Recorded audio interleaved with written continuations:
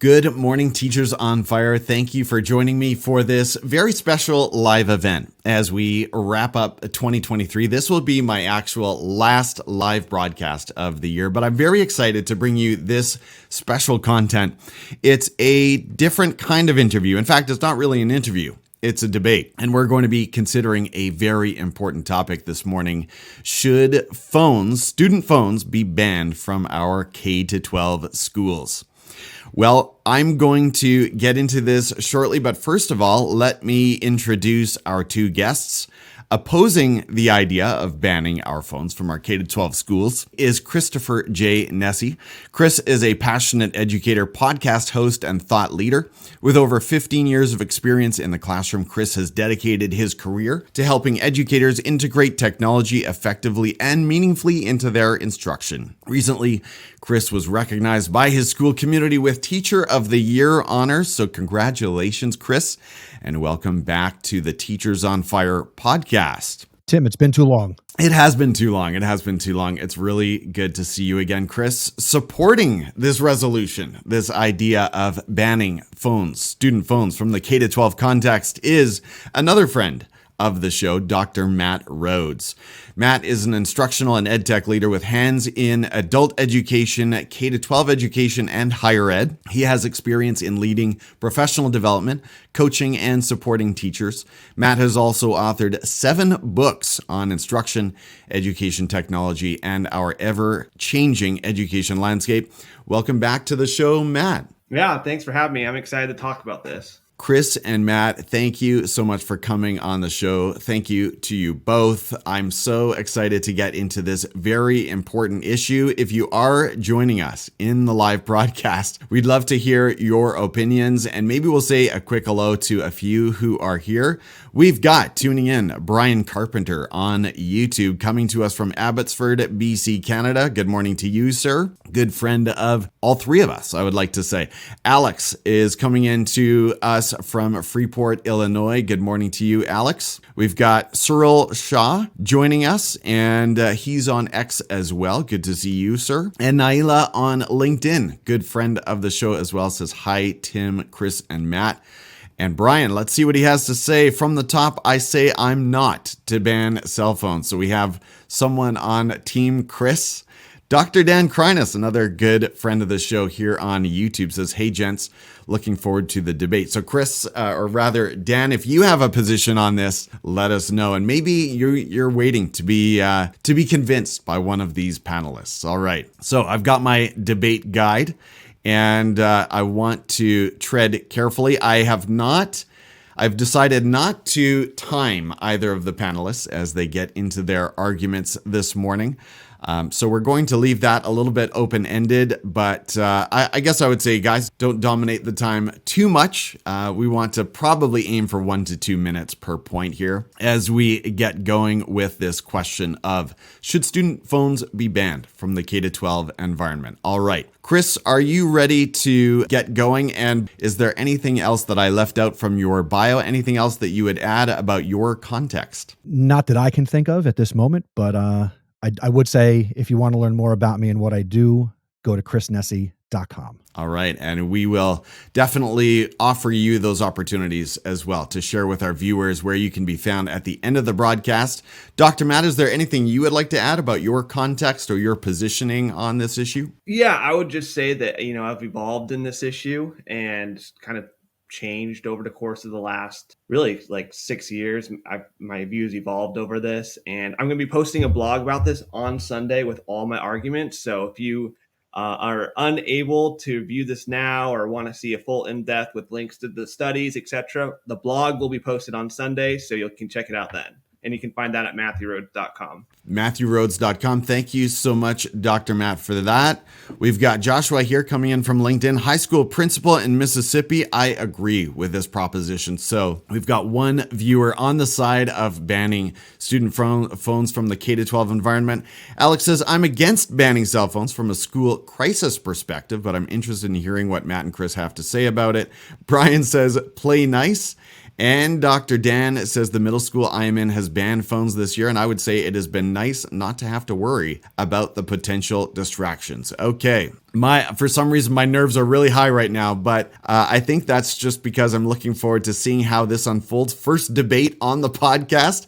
So Chris, take it away with your first argument in favor, or rather opposing, a ban of phones in the school environment. Go for it. You got it, Tim. All right. So first, I do want to say that I am against banning cell phones in schools. I want to make that perfectly clear. And my first reason involves the fact that it's 2023 and cell phones are these supercomputers that live in not only our pockets, but the pockets and backpacks of so many of our students. Okay. Cell phones are powerful learning tools. There are endless numbers of apps, online resources that are available to our students both in the classroom and out of the classroom. These can supplement and support our curriculum and our instruction initiatives. They provide students with the opportunity to learn in a personal way, to kind of craft the experience for themselves. The tools are so powerful that we can offer interactive simulations. They can be used independent of the subject area. And depending on the various K-12 grade levels, there are different ways to incorporate them in a positive way at all grade levels. Okay. They allow for easy research and collaboration. Students can quickly access information. I know in my high school history classroom, I am always able to tell students and ask students to quickly look up information and find information that isn't always available to them on a district issued device because of certain parameters and filters that are in place. And I can rely on students to be able to access more information, which I think models for them how to use their tool for more than just being a camera or a time suck consumption device. And of course, cell phones involve creativity and communication, and it's the world we're living in. Okay. Phones facilitate multimedia presentations. They can create content. They can obviously consume some content, as we know. And they are too powerful not to have in the classroom. And I think that what makes it work best is finding the positive ways to do it. And there has to be some structure and some order. So to summarize my first point, they are simply too powerful not to be in our classrooms. That's a good punchline to end on. Thank you, Chris, for that. Dr. Matt, before you get into your first argument in favor of the ban, is there anything you'd like to say in rebuttal of some of the points that Chris just made? I would just say in regards to the devices, especially in North America, we spent billions of dollars to get these devices in the classrooms. So we already have so many issued devices that I think with the filters, I agree that some of them can be a little bit hindering at times. But what it comes down to, we have the devices and can provide those opportunities for students to do it with these devices and tools that we have in the classrooms that we purchased. Okay. So I think I hear what you're saying. I'm going to resist the urge to do any paraphrasing as we go along because I really want to keep this as neutral as possible. Don't you put words in our mouth, Tim. Yeah, exactly. I want to be so careful about that. So thank you, Dr. Matt, for that rebuttal. And now I'm going to turn it over to you for your first point in favor of banning student phones from the K-12 environment. Yeah, so it's really interesting. I'm not sure how much you followed over the last couple of weeks with the PISA scores coming out on from 2022 and reading that report and just the debates that have raged on X and whatnot. And I was thinking of just the trends over the last 15 years. And I noticed really, and I continue to hypothesize this, is that scores were going up in reading from 2006 to around 2012. 2012 really, to me, reminds me of the year where smartphones were becoming very much ubiquitous. Everyone had one at that point and really began to, I think, overrun schools. And at that point, within these OECD countries, we started then at that point to start seeing this really fall in terms of scores from across the board in all these areas, not only in reading, but also We saw that increase in science stepped in 2012 and then going down from there. So I just think that these huge drops definitely, I think there's a relationship between these drops and the use of cell phones in schools. And also, too, in the report that I found that this was really interesting is that students who reportedly felt distracted by devices in math class scored 15 points or lower on average on these tests. So it's, to me, I'm all for incorporating technology into instruction and utilizing it strategically with high impact strategies. But when it comes down to it, I don't think any teacher, I think you have a fair competition between the engagement of a phone and the distractions of a phone and what you're trying to provide in the classroom. You could be the best instructor in the world. There's a lot of competition with that phone. And in addition, there's a lot of, the number of hours young people spend on phones. And I think we all can admit we have a degree of addiction to them. I think that it was really interesting that just with this high degree of addiction that, there's a lot of other priorities that come about when that is there versus actually learning. And I think just removing them from the schools completely can create a more distraction-free zone within our classrooms and allows us to use technology strategically when we want to. And ultimately, I think that can improve just the learning and engagement of students in our classrooms. And we can just focus on that versus the million other things that are a distraction to our students. So I'm going to also talk about later on in my further arguments is that we can still teach the necessary digital skills that we live in the world that we're in with the devices that we have in our schools versus our students' personal devices. Thank you so much for that, Dr. Matt. So again, to summarize that point or that set of arguments, you can see it there on your screen, falling PISA scores worldwide. And if you're not familiar with that, and Dr. Matt clarify for me, that's the annual global tracking or measuring of how different countries, students in different countries around the world are performing against universal learning standards. I believe I have that right? Somewhat correct. Okay, good. So he says there's been a trend of a decline around the world since the introduction of phones in 2012. Chris, is there anything that you would like to say in response or in rebuttal to some of the things you just heard? Of course I do. Should some blame be placed on the phones? Sure. But I taught in a world pre-2012, and there's all sorts of distractions outside of cell phones, right? So students will always find ways to be distracted or get off task, and students can always find something else to do that's not what we want them to do at any given moment. So to put a lot of the blame on cell phones, I think is unfair, to be honest. I mean, we have there's a lot of socioeconomic disparities that are affecting students worldwide. We have changing or not changing curriculum for the students in the classrooms. And just overall, we got a lot of testing fatigue in general. So could we see falling test scores be attributed to the fact that students just don't want to take tests and don't want to click and bubble and go through the whole assessment procedure? Right? I mean, in my school, we stop ringing the bells from about the middle of October till the end of May, because at any given moment, you're going to be interrupting testing. So there's a lot of assessment going on. And I don't know if cell phones are going to be the big piece that if we were to ban them, all of a sudden we're going to see this rise in assessment and test scores.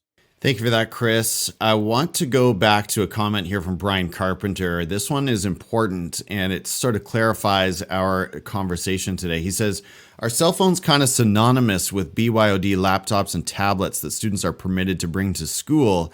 Is it the cell phone or a non-tethered district device? So that's an important question. And my answer, I hope we're all three of us are on the same page here. We're really focused on phones. So we're head nodding. Okay, so we're all focused on phones. So laptops, Brian, separate conversation. You raised the the prospect of tablets. I haven't really seen many tablets come to school, but I suppose that is a thing as well. Or I suppose some students are bringing iPads and whatnot, but we're really focused on phones.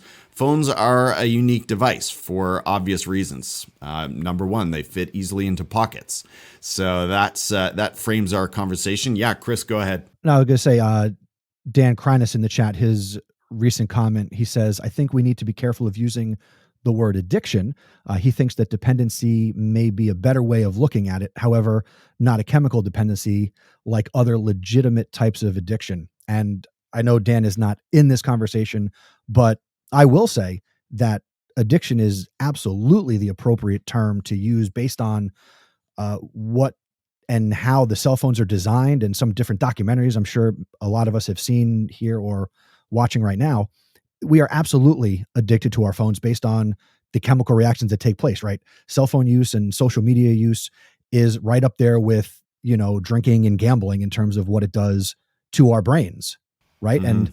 And I think I'm quoting a little bit from Simon Sinek that, we have rules and laws around access to gambling and alcohol, but for students, yes, we get, here's the cell phone, here's the social media, right?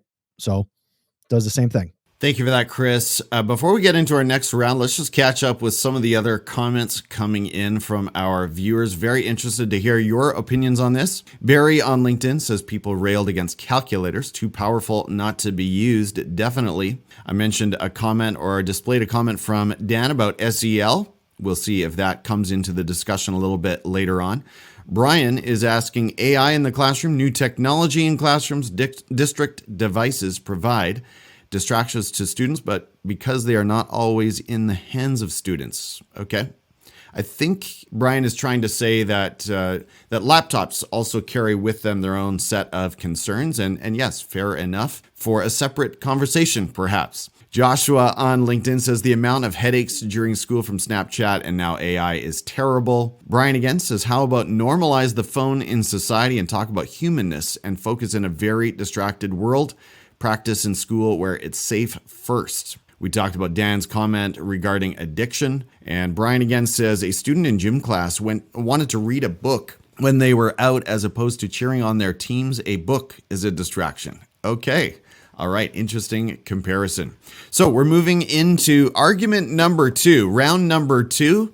We're going back to Chris now. And remember, Chris is against the resolution banning student phones in our K-12 environment. So Chris is going to lead an argument here along the lines of digital citizenship and responsibility. Chris, take it away. So, right. Cell phones, I believe that that's one of the great ways that we can promote responsible digital citizenship for our students, because like we just said in one of the comments here in the chat, this is the world that we live in, right? Do any of us not use our phones at all for the 6.5 to 8 hours a day that we are at school? Yes, some jobs and careers, you can't be on your phone, and, some of those first jobs, you might not be allowed to have your phone out and things like that. But the world we live in, the phone is there, right? The access at our fingertips to information and entertainment is not going away. So one of the things that needs to fall on the shoulders of schools and teachers, and I say this as a classroom teacher, we have to make this a part of what we do in terms of how to be responsible and teach some of the regulation. I mean, we're already tasked with raising kids in so many different ways anyway as classroom teachers. This has to be a part of it. Okay. Students certainly need to learn how to evaluate information, how to discern reliable sources. So when we're in the classrooms and we have access to the world's knowledge at our fingertips, that is a valuable thing. And we need to instill in our students how to do that responsibly. All right. Using digital platforms on phones and these devices. This allows our students in a school setting to practice healthy online communication. I can say for my high school students, leveraging something like Google Classroom, I encourage all my students to add the Google Classroom app on their phone. I let my students post to the Google Classroom. I don't restrict them, but it's a place where they can interact in a positive way. All the clubs at my school we all have club Instagram accounts, and some of the students manage those accounts along with their club advisors. So we've got kids all the time that are taking pictures, posting video, attending events, and there's opportunities there to learn how to use these tools responsibly. Okay. And my final point for this, it's an essential life skill, right? Students will gain time management and to learn when it's appropriate to put it away. If you just outright ban them, how will the student know when it's appropriate or not appropriate if for that really large period of time during a day, they can't be on it, right? And during the pandemic, they were home, they were virtual, and they didn't learn that, right? Because they had to be on their laptops, they were distracted in all sorts of ways. And, this is a real opportunity in education to kind of change that narrative. So they should, again, they should be there. And this is one reason why, to teach them how to be responsible and be good digital citizens.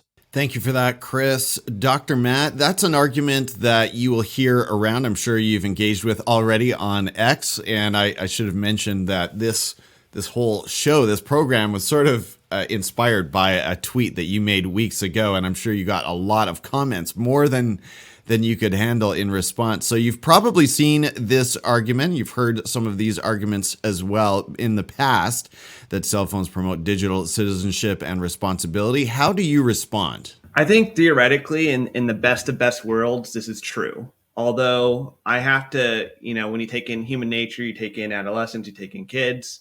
The reality is that it's not in practice. It's when you have thousands of kids in one spot. It's just the logistics, just being able to promote that citizenship in every single class, and just the behavior that's occurring that we don't see during those hours in school. I think that we just can't trust. I'm on the pendulum of not trusting students in this regard. I think that depends on your dispositions. So I think that people that, are on my side of that disposition of, I don't trust students in that way because of just the simple human nature of it, of their behavior and what I've seen and heard and experienced. So I think that without the phones, it's better. We can still teach digital citizenship. We can still model it to our students using devices.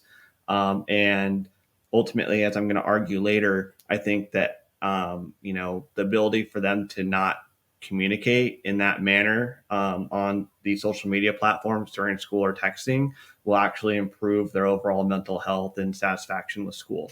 So I just feel that Chris presents a great argument. I think in the best of best environments that's like the ideal. It's like the lighthouse on the hill aspiration. But in reality, I don't view that as the reality of probably 95% of schools that we see in North America. Thank you, Dr. Matt, for that. All right. So getting into your Wait, can I come back? I got to come back in. Yeah. Okay. I mean, this is a little outside of our structure, but go ahead. So, Matt, can you just make that lighthouse analogy again? I just feel like that for the cell phones and just modeling the digital citizenship with the phones and having them all out in schools across the country, with just overall just the freedom to have them available and out. I think it's just that, if we're looking at the vast majority of North American schools, what you're presenting is, I think, the ideal scenario. But in reality, I think 95% of these schools, it would create far more problems than the goals in reality that you are describing. And that may be true, but I think an outright ban eliminates the opportunity or the possibility of striving for that ideal scenario.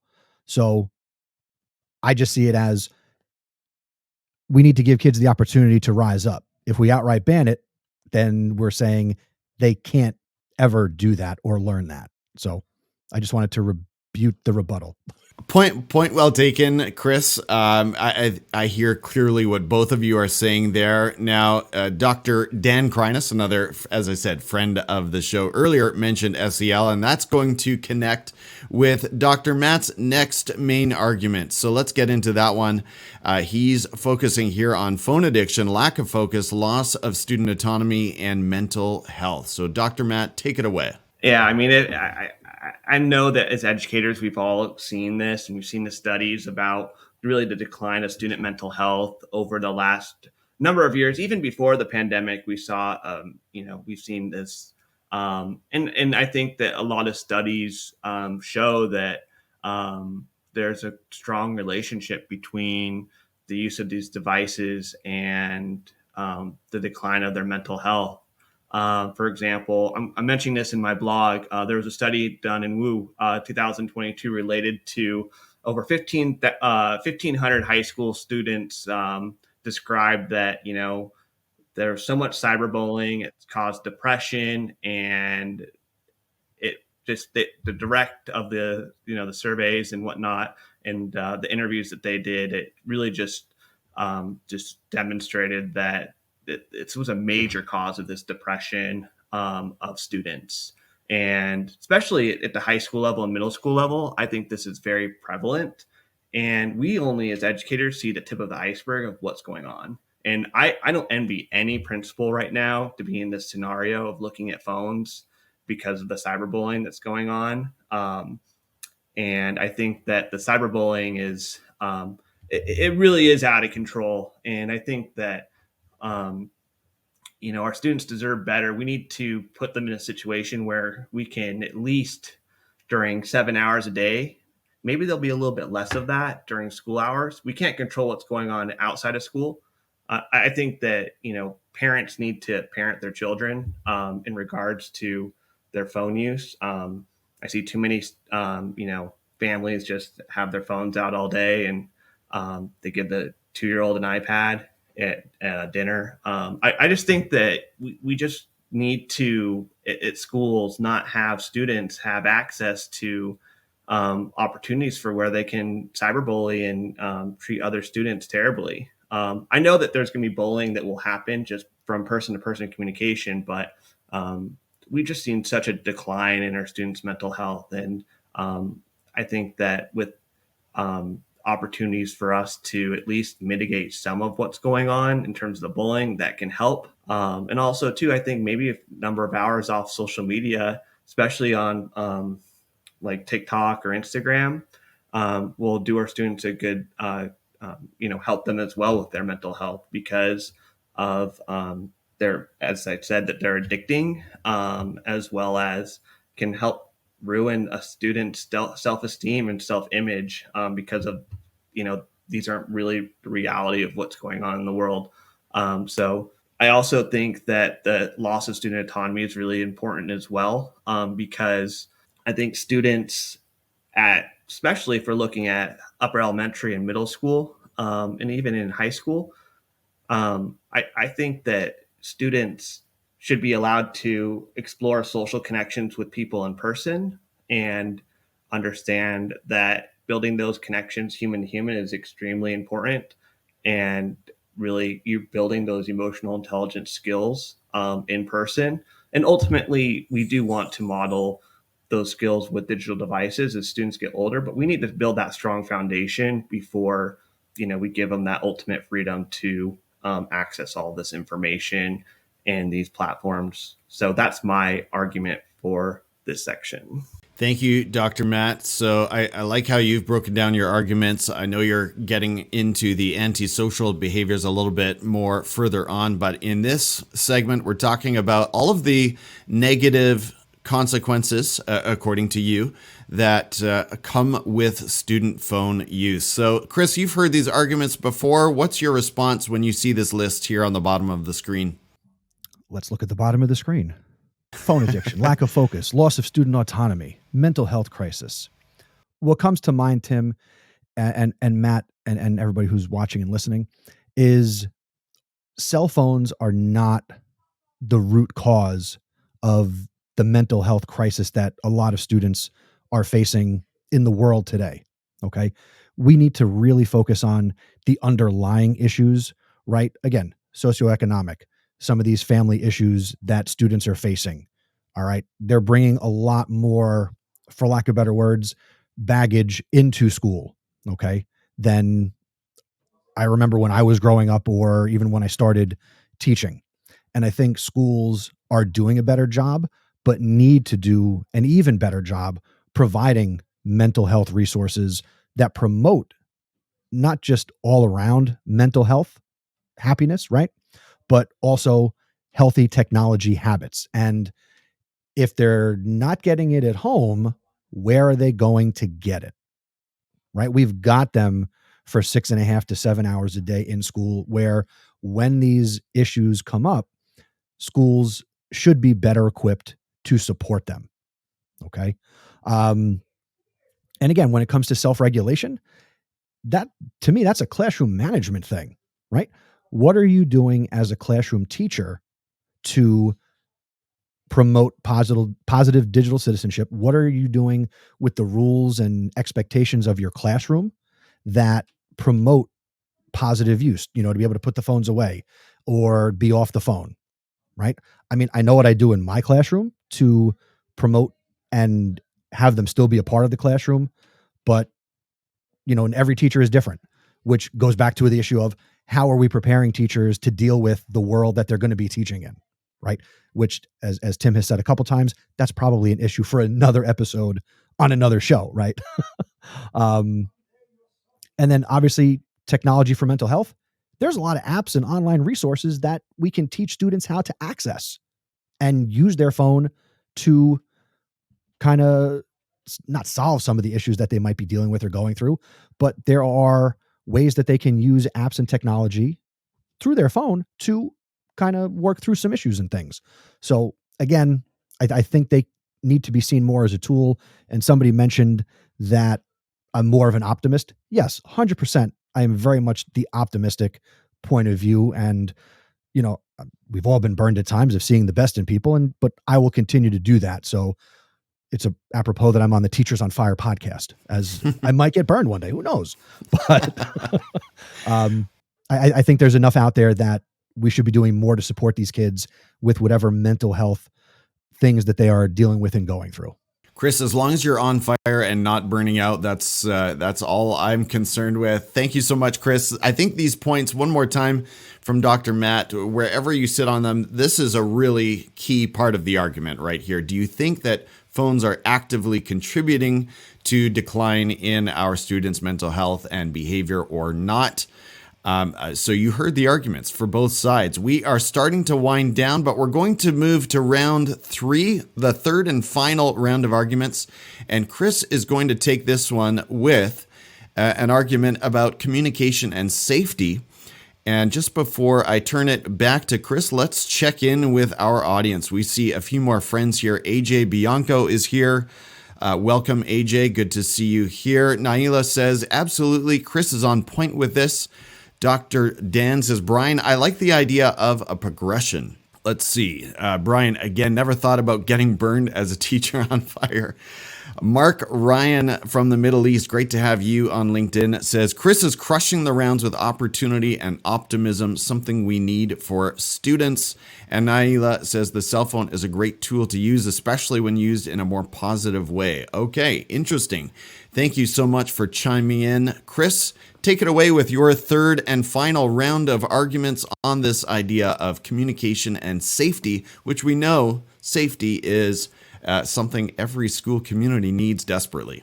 Desperately might be an understatement, Tim, but yeah, the world we live in, we're seeing more extreme events happening in education than ever before. And it seems that something happens every day, which I would like to one day believe would be an exaggeration, but we know that that's not the world that we live in. Cell phones in schools allow parents to reach their children easily in case of emergencies or unexpected situations. Now, somebody might think, well, parents just call the main office. I'm sorry. Parents are not calling the main office to reach their child. We say it, Tim, you're an administrator in a school. I'm sure you try to have parents call. I'm sure you've said it 1,000 times. You want to reach your kid, call the main office. Tim, how many phone calls do you get from parents trying to reach their child via the main office? Not many. There you go. And by not many, I'm going to assume zero. So parents want their students to be accessible, right? In the case of an emergency, you want to be able to reach your child. I have an 11-year-old. He's got a phone. And am I the parent who's texting him during the day? No. One, I'm working, so I can't be texting my kid while I'm working. But he's got the opportunity to text, the bus is late. I missed the bus. I'm walking home. So there is that communication from parent to child that I think is important. And if you try and take that away, parents are going to come out in full force because they would oppose that. Now, are there going to be parents and people who say, that's fine, take my kid's phone, just make sure they get it back at some point? Sure. But the far majority of the crowd is going to be, I want my kid to have a phone. I paid for the phone. They need to have it. Okay. Also, school in general. Schools can, again, if we go back to being optimistic and how we can leverage the devices for good, schools could do a little bit more to disseminate important information via maybe school district apps or school apps. Again, I tell all my high school kids, you got to have that Google Classroom app. Or, we have the Remind 101's Reminds group set up there. It shows my age with technology. So to be able to, again, use the technology in a positive way and get kids exposed to that. Okay. So also being prepared for emergencies, right? We never know what's going to happen in a school in an emergency, and people need to be able to reach other people. So that's my biggest argument for it. Yes, you're going to have school districts that will say, we'll disseminate the information, from the principal or, school PR committees. But I think just the world we live in, students need to know and be able to maybe feel that sense of comfort, and families need to have that sense of comfort for people who have their cell phones. So I think a lot of people do think that phones can help with ease of mind and security, but in reality, if we do have, God forbid, a situation, an assailant on campus, I think using phones could actually be a distraction from their action, from someone's actions and taking a moment, such as running, hiding, and listening to directions. Also the sound of the phone ringing and vibrate could alert someone that's an assailant on campus where you're hiding. And I think that people, don't also recognize that people could be monitoring social media, and people could be posting on social media channels about where their location is. So I think in reality, phones, they may seem as some, you have a peace of mind with them, but in reality, during these situations, I think that a lot of security experts do think that it could actually be more of a security risk than actually, a benefit to security, for safety. So I just think it's something that we should think twice before thinking that phones are going to keep us safe in those situations. Hold on, Matt, I'm going to jump. We also have security experts who believe that the best way to operate, say, in a lockdown situation is to hide in the corner, right? There are experts that say, close the door, cover the windows, go hide in the corner. Some people call that the wait to die way to approach school emergencies. But then you have other experts that promote a whole different way of dealing with a campus emergency where, every kid grabs something. I believe I think it's called Alice training, where, again, so we've got this idea of school safety, and we've got experts that believe there's multiple ways to approach these on-campus emergencies. So I think we need to be cautious of how we throw around the idea of what the experts say in terms of safety and what role cell phones would or would not play. No, I totally understand that. I just know, just as being a on campus during large lockdowns, I would say in my career, upwards to almost 8 to 10 times that, I think that the phones could cause a lot more chaos than they would actually keep people safe. Just from what the experts say in personal experience, I can attest that, I think we want as much an orderly exit and as possible when these things happen, and any distraction from that, I think could get people hurt. That's just my opinion, just from my lived experiences. But I just know that this is something that educators experience far too often, especially in the United States. And I'm just hopeful that, with this cell phone debate, I think that we just all need to really think about what is actually keeping us safe, and what can we do to, make our schools as safe as possible. And that's going to get me to my last piece in a moment, my last argument. All right, let me make sure I'm at the right position here. So Chris talked about communication and safety. Thank you, Dr. Matt, for your rebuttal. We're now to Dr. Matt with his last argument, focusing in on this issue of bullying, fights, and safety concerns. Go ahead, Dr. Matt. Yeah, I just think that sadly, just the reality is that the bullying is out of control in schools, and the phones, are, ultimately one of the major problems of when it's happening during school hours. Unfortunately, like I said earlier, we can't control what happens before and after school with the phones, but during those 7 hours or so that we have students, we can stop at least some of that communication that's taking place in those areas. It's, it could be a great benefit, because I think in schools that really struggle with fights and whatnot taking place, I think taking the phones away can stop organizing these fights taking place in these schools, and at least stop some of the bullying. I can't, we can't say that we'll eliminate all of this, but I think that there would be, a positive relationship with taking away the phones and less of those types of behaviors happening in schools. So ultimately, I think it would increase safety as well, with not having these bullying incidents taking place as high as they were before, as well as the organization of fights. So I think that many can attest from places where they have taken away from phones that behaviors have improved across the board. And it's, I would love to hear from more people that has had their phones banned in their schools, and how that has affected the students' behavior in terms of bullying, and has there been less fights. I just want to hear from the audience if anyone has heard or seen that in their experience. And that's my point for my last part of this argument, is I think it will just create a safer experience for students with less bullying and hopefully less fights as a result.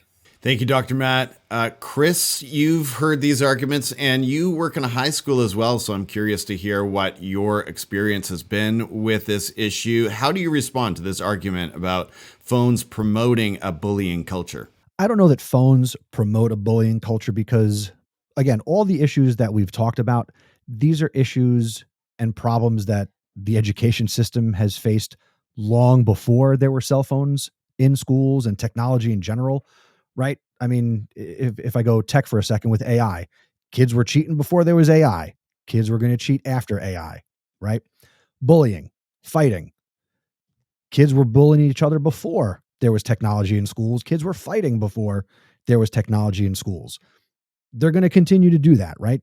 That's, I don't want to say that's part of growing up, but that's some of the lessons that students learn as they're going through, their formative years. So again, banning them, kids will still find a way to make each other feel like crap, and they will still find a way to put up their dukes and fight. And whether that's being organized on Snapchat or, word of mouth through the bathrooms, right? It's still going to happen.